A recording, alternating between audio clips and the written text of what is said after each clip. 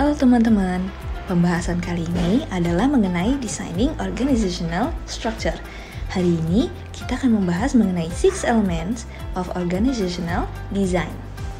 Dalam video ini, kita akan bersama-sama mengupas komponen-komponen kunci yang membentuk struktur dan fungsi organisasi dengan lebih dekat. Desain struktur organisasi sendiri merujuk pada proses merancang dan membentuk susunan serta hubungan yang ada di dalam suatu organisasi.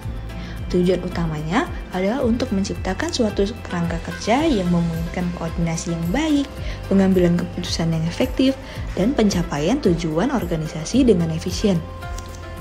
Dengan merancang struktur organisasi yang tepat, suatu organisasi dapat meningkatkan responsivitasnya terhadap perubahan pasar, meningkatkan kinerja, dan mendukung pertumbuhan jangka panjang.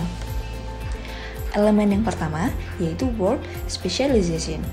Elemen pertama, spesialisasi pekerjaan. Berkaitan dengan sejauh mana tugas-tugas dalam organisasi dibagi menjadi pekerjaan yang terpisah. Hal ini seperti membagi puzzle yang rumit menjadi bagian-bagian yang lebih kecil dan mudah dikelola. Spesialisasi ini seringkali membawa efisiensi dan keahlian yang lebih tinggi. Lalu, elemen kedua ada departmentalization. Berlanjut ke elemen kedua, hal ini melibatkan pengelompokan pekerjaan berdasarkan beberapa urutan yang teratur.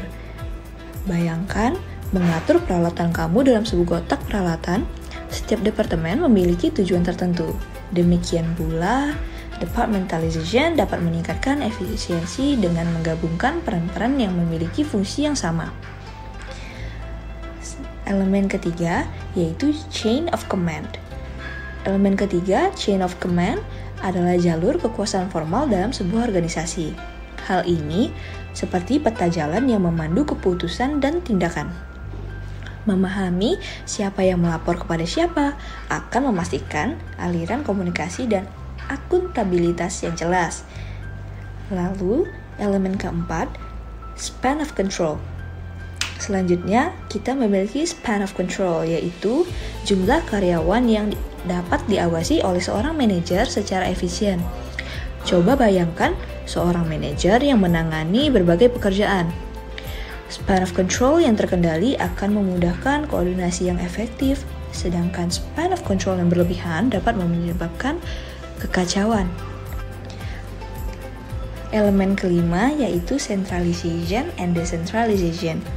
Sekarang mari kita telusuri lebih jauh tentang sentralisasi dan desentralisasi. Sentralisasi memusatkan otoritas pengambilan keputusan di level puncak, seperti sebuah orkestra yang dikendalikan secara ketat.